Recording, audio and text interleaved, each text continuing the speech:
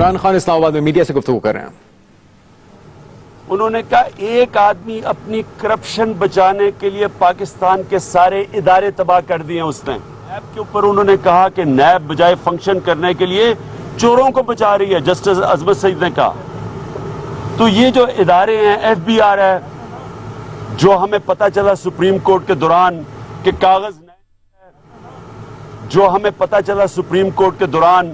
कागज नए नए आ रहे थे कि पहले NTM नहीं है उसका हुसैन नवाज को और फिर मिल गया, सबको अदालत के सामने आ रहे थे। फिर एक एफिडेविट आया मरियम नवाज का कि मार्च में वो कागज खरीदा जाता है, वो स्टैम्प पेपर, और फरवरी के अंदर 1 महीना पहले वो सारा कुछ डॉक्यूमेंट साइन हो जाता है। ये सारे सुप्रीम कोर्ट के अंदर आ चुके हैं कि ये इदारे मदद कर रहे थे, रॉयल फैमिली, प्राइम मिनिस्टर की फैमिली की मदद कर रहे थे ऑब्स्ट्रक्शन ऑफ जस्टिस में, यानी इंसाफ को रोकने के अंदर। तो मैं अभी भी रिकॉर्ड भी टेम्पर कर रहा हूं। अभी भी मैं ये कहता हूं कि प्राइम मिनिस्टर को रिजाइन करना चाहिए थर्सडे से पहले। कैसे है कि क्रिमिनल प्रोसीडिंग्स हो रही हैं प्राइम मिनिस्टर के ऊपर और वो वहां जा रहे हैं, और ये JIT कह रही है कि रिकॉर्ड सिर्फ ये नहीं है कि वो रिकॉर्ड ऑब्स्ट्रक्ट कर रहे हैं, टेम्पर कर रहे हैं, यानी नए कागजात निकाल रहे हैं। ये JIT के अंदर जो उन्होंने किया, और मैं फिर सुप्रीम कोर्ट से अर्ज करूंगा कि JIT की रिपोर्ट पब्लिश की जाए, अवाम को पता चले क्या कर रहे हैं, अवाम को पता चले कि क्या क्या हरबे इस्तेमाल कर रहे हैं अपने आप को इंसाफ से बचाने के लिए। और ये जो नून लीग की मोटू गैंग ये जिस तरह बोल रही है, आज मैं राना सनाउल्लाह का भी सुन रहा था कि जनाब अवाम तस्लीम नहीं करेगी, नवाज शरीफ बड़े पॉपुलर आदमी हैं, इलेक्शन वो फिर जीत जाएंगे। यानी वो ये कह रहे हैं कि अगर आप पॉपुलर हैं, अगर एक पॉलिटिशियन पॉपुलर है तो इसका मतलब है कि उसको इजाजत मिल जाती है चोरी करने के लिए, मनी लॉन्ड्रिंग करने के लिए, लूटने के लिए, कत्ल करने के लिए, क्योंकि अवाम उसका एहतसाब कर रही है। यानी पॉलिटिशियन के लिए फिर ये कानून बना दें तो उसके लिए कोई अदालत नहीं होनी चाहिए, वो सिर्फ इलेक्शन जीत के आए फिर जो मर्जी करे, अवाम फैसला करे, ये मतलब है इनका। ये दुनिया में 3 टाइप जिनको कहते हैं डेमोक्रेसीज हैं, 3 टाइप्स। एक है डेमोक्रेसी जिधर प्राइम मिनिस्टर जवाबदेह होता है, जिधर हुक्मरान अकाउंटेबल होते हैं अवाम के लिए और पार्लियामेंट के सामने। दूसरी है क्लेप्टोक्रेसी, डेमोक्रेसी के नाम पे लूटते हैं आके। ये तीसरी दुनिया बनी, तीसरी दुनिया इसलिए वहां भी इलेक्शन होते हैं, इक्तदार में आगे मुल्क लूटना शुरू हो जाते हैं। और जो पाकिस्तान है इसका एक तीसरा नाम है, वो है कैकिस्टोक्रेसी। वो होती है नाहिल और करप्ट लोगों की हुक्मरानी। नाहिल तो ये है, नाहिल इतने हैं कि कतरी का खत प्रोड्यूस कर दिया जाके। अब कतरी का खत जो है, सारा इनका केस डिपेंड करता है कतरी के खत के ऊपर। कतरी नहीं लंदन फ्लैट लेके दिए, कतरी नहीं 13 साल किराए पे दिए वो दो बेटों को 4 महलात, कतरी ने अल तौफीक का लोन दिया, कतरी ने हुसैन नवाज को पैसा दिया अरबोपति बनने के लिए, कतरी ने हसन नवाज को पैसा दिया वो अरबोपति बनने के लिए। अब जब कतरी का खत ही खत्म हो गया क्योंकि वो आया नहीं, और सुप्रीम कोर्ट ने कहा कि अगर कतरी JIT के सामने नहीं आएगा तो उसका जो खत है वो रद्दी में फेंक दिया जाएगा। तो कतरी तो नहीं आ रहा, केस तो खत्म है। इसीलिए अटैक्स हो रहे हैं आप JIT के ऊपर। इसलिए कहा जा रहा है कि उनके बच्चों को छुपने की जगह नहीं मिलेगी। कोई कुछ कह रहा है, कोई कह रहा है। हर किस्म के, हर रोज आप देखें मोटू गैंग को जो मिठाइयाँ बांट रहे थे अटैक कर रहे हैं। ये इसलिए कर रहे हैं कि इन्हें पता है कि केस नहीं है। और ये कहना कि जनाब नवाज शरीफ बहुत बड़ा कोई एहसान कर रहे हैं JIT के सामने आना, नवाज शरीफ मुजरिम है। नवाज शरीफ के ऊपर मनी लॉन्ड्रिंग का चार्ज है जिसकी वजह से मुल्क मकरूज हुआ है, जिसकी वजह से यहाँ लोग भूखे मर रहे हैं क्योंकि यहाँ से पैसा चोरी करके बाहर जा रहा है।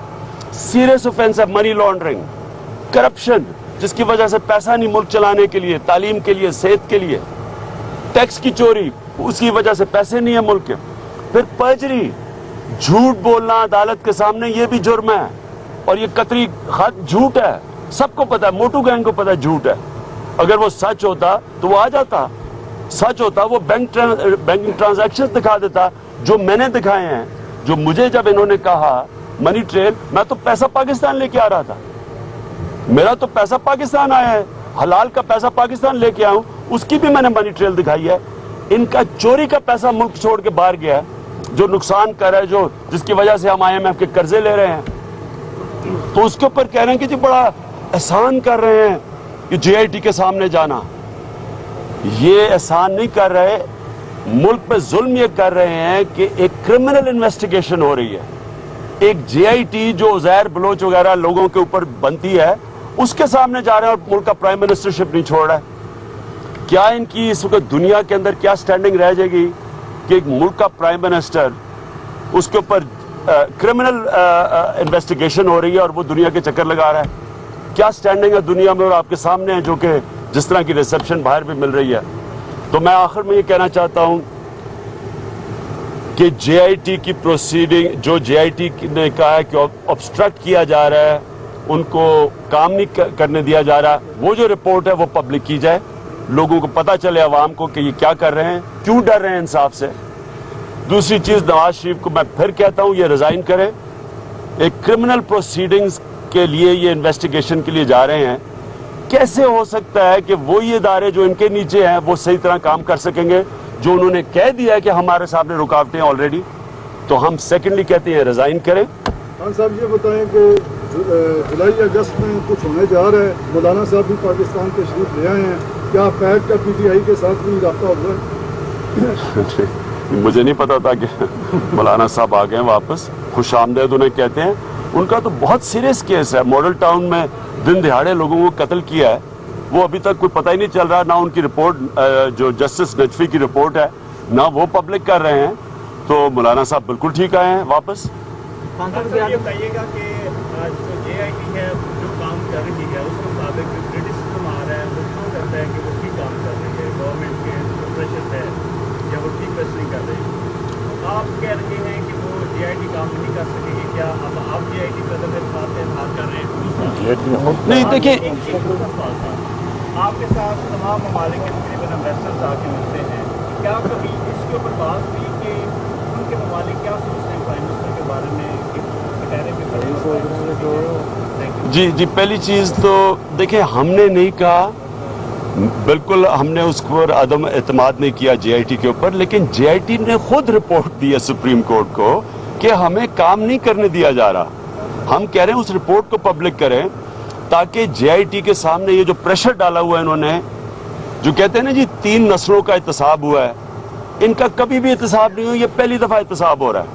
और जो अब इत्तेसाब हो रहा है सारी कौम को पता चल गया है, पहली दफा उनको शरीफ खानदान की चीजों का पता चला है जो अब तक बची हुई थी, और ये पहला इत्तेसाब है, और JIT के सामने रुकावटें डाली जा रही हैं, पहली चीज।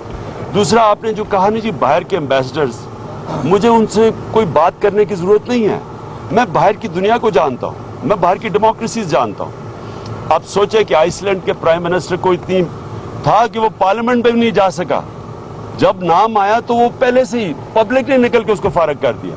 बरतानिया के प्राइम मिनिस्टर ने पार्लियामेंट में आके पहले दिन अपनी सफाई पेश की, किसी ने नहीं उसको डिफेंड किया, वहां कोई मोटू गैंग नहीं थी जो कह रहे कि जी इसने कुछ नहीं उसके लिए, बल्कि दूसरे जर्मी कॉर्बन को अटैक करती।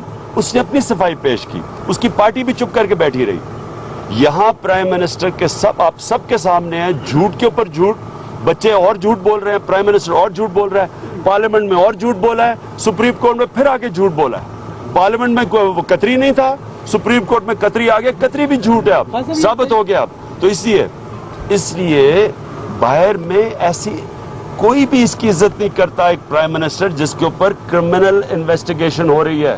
ओके, हाँ साहब ये बताइएगा कि इसी मुस्लिम लीग नून ने मुख्तलिफ बयान दिए, जैसे जेम्स बॉन्ड की फिल्म करा दिया, इसके अलावा वो कसाई की दुकान करा दिया, उसी के सामने अब प्राइम मिनिस्टर पेश भी होने जा रहा है। तो इस तादाद की आपको समझ है कि तनकीद भी कर रहे हैं और पेश भी हो रहे हैं, बेटा भी और प्राइम मिनिस्टर भी? देखिए, ये तो ऐसे कह रहे हैं कि जनाब ये प्राइम मिनिस्टर खुद ही जाके पेश हो गए हैं, जिस तरह के बड़ा वो हातम ताई पेश हो गया।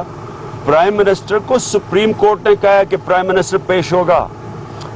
याद रखें कि 5 में से 2 जजेस ने कहा है कि ना ये सादिक है ना ये अमीन है, यानी 2 जजेस ने, आप जजमेंट पढ़ लें खोसा साहब की और वो गुलजार साहब की, जस्टिस की, तो ये तो मुजरिम है, उन्होंने तो प्रोनाउंस कर दिया। तो 3 जजेस ने क्या मजीद और इन्वेस्टिगेशन करो, उन्होंने क्लियर नहीं किया। उन्होंने कहा हम फैसला तब करेंगे मजीद और इन्वेस्टिगेशन। अब और इन्वेस्टिगेशन जो हो रही है उसको ये रोक रहे हैं। क्यों रोक रहे हैं? सारी दुनिया को पता है क्यों रोक रहे हैं। इनको पता है नाक कतरी है, इनको पता है कि असल में इनकी प्रॉपर्टीज थी जो इनके 4 वजीर कह बैठे हैं कि 90 की दिहाई में इन्होंने लिए हैं। ये सारा झूठ है कि 2006 में कतरी ने लेके दिया। तो ये इनको सबको पता है, इसलिए रोक रहे हैं JIT को। आजम सऊदीया गए हैं आज, तो खबर ये भी है कि सालसी का किरदार अदा करेंगे सऊदीया और कतर के दरमियान, तो कामयाब हो जाएंगे कतरी शहजादे को लाने में? मुझे नहीं पता, अगर जाना था तो जब गए थे तभी कुछ कर देते। अब पता नहीं क्या करने गए हैं, लेकिन मैं इनको ये यकीन दिला देता हूं कि अब कोई दुनिया का मुल्क इनको नहीं बचा सकता। इनका वक्त खत्म हो गया, टाइम आ गया इनका जाने का। ये अब 2 हफ्ते रह गए, मजीद और 2-2.5 हफ्ते रह गए। ये 2-2.5 हफ्ते की गेम है। ये जिधर मर्जी दुनिया के चक्कर लगाएं, इनका वक्त आ गया। आपने कहा था कि अगर कोई खतरा हुआ JIT को या सुप्रीम कोर्ट को तो तहरीक इंसाफ के जो वर्कर्स उनको कॉल दी जाएगी। इस पर आपने बात की, कुछ ऐसा थ्रेट नजर आ रहा है इनके? मैं आप बताऊं, मेरी सारी पार्टी, सारे पाकिस्तान से मेरी पार्टी बार बार कह रही है कि जी ये जो करते हैं सुप्रीम कोर्ट के बाहर, और ये जो सुना है नवाज शरीफ अपने लोग भी ला रहे हैं, हम भी आना चाहते हैं। सारी पार्टी तैयार बैठी है निकलने के लिए। मैंने रोका हुआ है क्योंकि हम बिल्कुल ये हमने सुना है ये बड़ा कोई बसें भर के लाने लगे हैं। जब नवाज शरीफ आने लगा है वहाँ, हम बिल्कुल नहीं लोग लाना चाहते। हम कोई रास्ते में ये कोई ना कहे कि तहरीके इंसाफ की वजह से कोई फसाद हुआ है। लेकिन अगर इन्होंने कुछ किया सुप्रीम कोर्ट के ऊपर, किसी किस्म का प्रेशर डाला और हमें नजर आया कि पब्लिक दिखाई, तो हम फिर इनको असल पब्लिक दिखाएंगे। मैं आपको यकीन दिला रहा हूं, इतना पाकिस्तान के लोग निकलना चाहते हैं। लोग सारा तमाशा देख रहे हैं 1 साल से। सारी कौम को पता है कि अब लोगों के ज़हन में कोई शक नहीं है। राना सलाहुल्लाह कह रहे हैं ना कि जी इलेक्शन ये फिर जीतेंगे। मैं उनको कहता हूं आप धांधली भी कर लें, जो अपनी 2013 में किया, तब भी आप नहीं जीत सकेंगे आप इस बार। कुछ निकलने वाला है केस से, कुछ निकलने वाला है निकल तो आया है। निकल आया क्या? अब इससे क्या मुझे बताएं कि इन्होंने जो मिठाइयां बांटी थी, वो तस्वीरें देखी थी, ऐसे ऐसे कर रहे थे JIT बनने पे। वो फौत तो ये कहते हैं कि अभी उन्होंने उर्दू का तर्जमा नहीं पढ़ा था, शायद इसलिए पहले कह रहे थे। मेरे ख्याल में वो ये समझ रहे थे कि JIT मैनेज हो जाएगी। सारों को सारी जिंदगी इन्होंने रिश्वत दी है। मैं शहबाज शरीफ को फिर से कहता हूं, तुमने 10 अरब रुपया सिर्फ मुझे पहली ऑफर थी, 2 अरब उसको दी थी कि वो अगर मुझे मना ले तो उसको 2 अरब, और अगर 1 मिनट सुनो सर, और उसके बाद और पैसे देने थे। सारी जिंदगी इन्होंने लोगों को रिश्वतें देनी है। 1 मिनट सुनो तो, सारी जिंदगी सुन तो लो, सारी जिंदगी इन्होंने लोगों को रिश्वत दी है। सारा ये फल के टोकरे लेके बैठे होते थे वो सरकारी नौकरों के बाहर, जब ये 70s के अंदर, हमें पता है ना, ये दोनों अपने सूट पहन के तो फल के टोकरे तब उससे रिश्वत शुरू हुई है। इन्होंने कोई ऐसा, मैं आज दावा करता हूं, है ही नहीं कोई जिसको रिश्वत नहीं दी। देखिए नजरिया तो इनके पास है ही नहीं। नजरिया होता तो 99 में जब मुशर्रफ ने कू किया था तो लोग जिस तरह भुट्टो के लिए सड़कों पर निकलने चाहिए थे, सन्नाटा था। फिर जब वापस आए 2008 में, अगर नजरिया होता लोग सड़कों पर निकलते, सन्नाटा था। ये सिर्फ लोगों को मिलाते हैं, जलसा भी कराते हैं तो पहले कीमे के नान लेके आते हैं लोगों को खिलाने के लिए। वो जो मैच करवाया था, वो जो PSL का मैच, वो भी रिश्वत था। टिकट्स लोगों को बांटे के शायद आगे के नवाज शरीफ जिंदाबाद के नारे लग जाए। इसलिए रिश्वत के अलावा ये कभी चले ही नहीं है। और इन्होंने सोचा था कि मैनेज कर लेंगे, इसलिए ऐसे ऐसे कर रहे थे। जब JIT बनी तो जब पता चला कि नहीं दाल गल रही, तो अब उसके ऊपर हमले शुरू कर दिए। माफिया है ना, ये बिल्कुल इनका नाम है, ये है गॉडफादर माफिया। या लोगों को खरीदो या लोगों को डराओ। जब ना डरे और ना खरीदे जाए तो फिर ये मारे जाते हैं। इमरान खान की मीडिया से गुफ्तगू, उनका कहना था कि जस्टिस अजमत सईद ने कहा है नैब चोरों को बचा रही है, और उन्होंने कहा कि वजीर आजम जब तक अपने ओहदे पर रहेंगे वो ये JIT को काम नहीं करने देंगे। एक बार फिर से उन्होंने वजीर आजम के इस्तीफे का मुतालबा भी किया। उन्होंने कहा कि जुमेरात से पहले वो अपना इस्तीफा दें, और उनका कहना था कि हुकूमत ने हमेशा रिश्वत दी है और लोगों को खरीदा है। और अभी तक यही कर रही है।